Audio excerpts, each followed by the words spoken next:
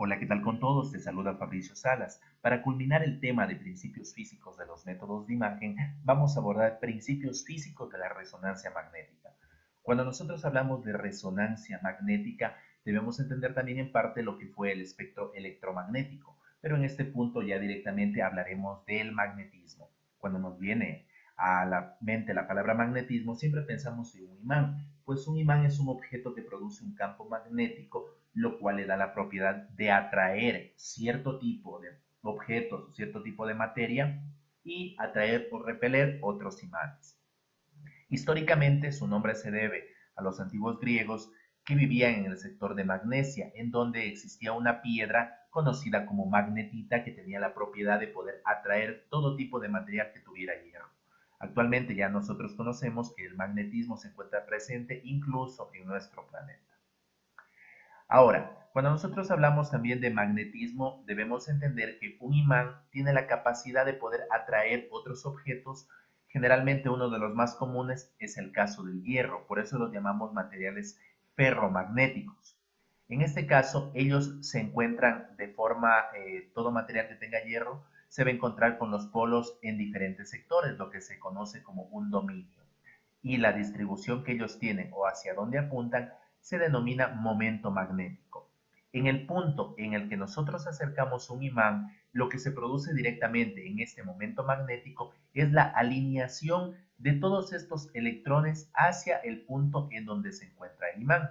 Por eso nosotros lo decimos materiales ferromagnéticos, fuertemente atraídos por un imán, como tenemos el caso del hierro, el cobre o el níquel. Hablamos de materiales paramagnéticos, aquellos que son ligeramente atraídos por un imán, como tenemos el caso del aire, el aluminio, el paladio y aquí el punto más importante, el hidrógeno. Hablamos también de material diamagnético, aquellos que son ligeramente repelidos por el imán. Si bien en un punto un imán está conformado por dos polos, un polo norte y un polo sur, ambos tienen gran capacidad de atracción, pero tienen una zona o línea neutra, la cual no ejerce ningún tipo de atracción. Por lo tanto, polos similares se van a repeler y polos que son opuestos se van a atraer. Entonces, si nosotros tenemos un imán de esta forma y nosotros logramos un corte en su región central, ya no va a ser este neutro, sino que cada uno de ellos va a tener su propia polaridad. Entonces, ya cuando hablamos directamente de la historia de la resonancia magnética, decimos que en el año de 1938, Isidore Rabi describe la resonancia magnética medida en rayos moleculares. Fue seguidamente en el año de 1946 cuando Bloch y Mills refinaron esta técnica usada en líquidos y en sólidos. Seguidamente, en 1973, gracias a los aportes de Damadian y Latterburg, desarrollaron la técnica para generar las primeras imágenes a partir de resonancia magnética, como el que vemos aquí en la fotografía. Fue en 1976 entonces cuando Mansfield publica la primera imagen de un dedo a través de resonancia magnética. Seguidamente, en el año de 1979, se publica la primera resonancia magnética de cuerpo completo. Fue hasta 1980 que Mansfield modificó el modelo y disminuyó el tiempo de captura. Generalmente los primeros modelos de los equipos de resonancia magnética eran como el que vemos aquí en la imagen, que eran bastante grandes, consumían grandes cantidades de energía y la persona se le introducía aquí dentro de este tubo, expuesta aquí a un imán gigante. Sin embargo, pues una de las desventajas de esto es que producían los pacientes claustrofóbicos. Por lo tanto, con el advenimiento de la tecnología, tenemos nuevos equipos que tienen mejor resolución, tienen mayor capacidad y sobre todo tienen este sector abierto para evitar los episodios de claustrofobia en cierto tipo de pacientes. Ahora hablemos un poco de la física del magnetismo, pero ya a nivel atómico. Si bien los átomos en sí pues lo conforman a toda la materia, las partículas atómicas a su vez poseen partículas subatómicas, que cada una de estas tiene propiedades inherentes, sea los electrones con su carga negativa, los protones con su carga positiva o los neutrones que no tienen ningún tipo de carga. Ahora, cada uno de estos, por ejemplo, en el caso del protón, este tiene un movimiento de rotación o spin, como el que vemos aquí en el video. Si se mueve es porque tiene carga eléctrica en un movimiento, por lo cual puede generar energía eléctrica. Ahora, si es que tiene energía eléctrica y si es que puede generarla, genera también un campo magnético.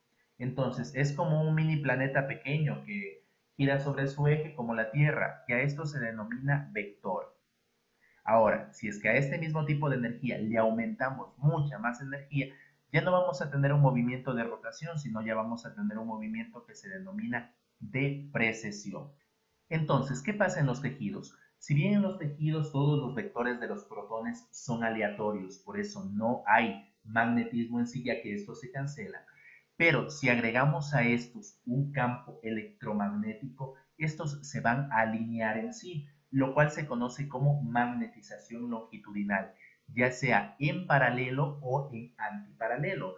Cuando hablamos de paralelo o antiparalelo, es decir, que algunas van a apuntar hacia el norte u otras van a apuntar hacia el sur, como vemos aquí. Entonces, ¿por qué no todas apuntan hacia la misma dirección? Pues eso se debe a un principio de mecánica cuántica que nos dice que solo existen dos estados energéticos que van a apuntar hacia una misma dirección de este campo electromagnético. Ahora, cuando nosotros vemos estos, decimos que existen unos que se llaman spin up y otros que se llaman spin down. Aquellos que se llaman spin-off son aquellos que tienen menos cantidad de energía que consumen, por lo tanto van a estar en su mayoría apuntando hacia este punto. Mientras que los otros, como consumen mucha más energía, lo vamos a ver en menor. Ahora, para explicarme mejor, imagina que tenemos aquí una brújula, la brújula que se encuentra siempre apuntando hacia el norte. A esta le agregamos ondas de frecuencia, lo cual va a hacer que su polaridad se invierta. El norte va a ir directamente para el sur. Entonces cambiamos esta polaridad. En los protones sucede de igual manera. En su estado de reposo, estos van a estar apuntando hacia el norte. Pero si agregamos ondas de frecuencia, estas se van a invertir o van a estar en sentido antiparalelo. Ahora, si es que por alguna casualidad nosotros venimos y cortamos esa transmisión de las ondas, todos estos protones van a tratar de volver a su estado natural o hacia su estado de reposo, lo cual va a generar una respuesta de onda que es traducida a través del equipo de resonancia con el cual nosotros podemos ver la imagen.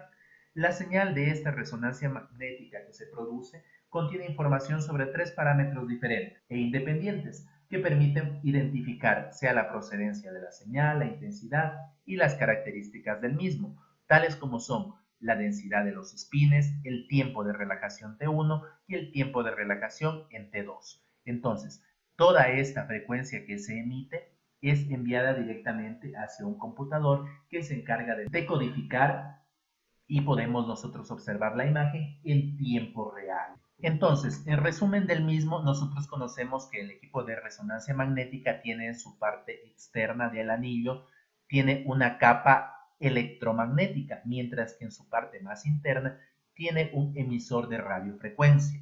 Ahora, nosotros dentro del cuerpo humano tenemos átomos de oxígeno y también mucho más allá tenemos átomos de hidrógeno. Entonces, el hidrógeno tiene a su vez sus protones. Estos protones, como vemos aquí, se encuentran girando de una forma aleatoria. Cuando nosotros los exponemos a un campo electromagnético, estos tienden pues a adquirir su posición, sea paralela o antiparalela. Entonces, cuando nosotros le exponemos ya una vez que se encuentran ahí de esa manera a un espectro de radiofrecuencia, todos estos de aquí se van a oponer, es decir, van a ponerse contraparalelos. Como vemos aquí en la imagen, se exponen a una onda de radio y este movimiento con el cual estos cambian es lo que produce o lo que se interpreta decodificadamente en la computadora como la imagen de resonancia magnética. Ahora, ¿qué necesitamos para poder hacer un estudio de resonancia magnética? Necesitamos, como ya lo mencionamos hace un momento, un imán con gran energía, con gran potencia. Necesitamos en su parte interna una bobina que genere radiofrecuencia. Necesitamos una camilla. Necesitamos una bobina de gradientes. Y necesitamos también un cuarto, el cual aísle todas las ondas electromagnéticas que se encuentran en el exterior. Asimismo, también una cabina. No está por demás dar unas recomendaciones de la misma, evitar introducir todo este tipo de objetos dentro del cuarto de resonancia magnética, ya que se ha visto algunos efectos incluso desastrosos o muy peligrosos cuando introducen tanques de oxígeno o personas que llegan con dispositivos intrauterinos a realizarse este tipo de exámenes. Entonces, mucho cuidado con esos puntos. Ahora, cuando hablamos de los principios físicos ya de todos los métodos que hemos abordado, decimos que la resonancia magnética tiene una resolución espacial superior a los otros métodos de imagen. seguido de cerca por la tomografía. Sin embargo, algunos equipos de tomografía en la actualidad tienen mayor número de detectores, por lo tanto las imágenes son mucho más nítidas que incluso rivalizan con los estudios de resonancia magnética. Si hablamos de la disponibilidad, pues los rayos X es uno de los métodos de imagen más popular que lo tenemos en la mayoría de los hospitales, seguidos de la ecografía, la tomografía en algunos hospitales generales y la resonancia magnética, que esta tiene una disponibilidad inferior en relación a las anteriores.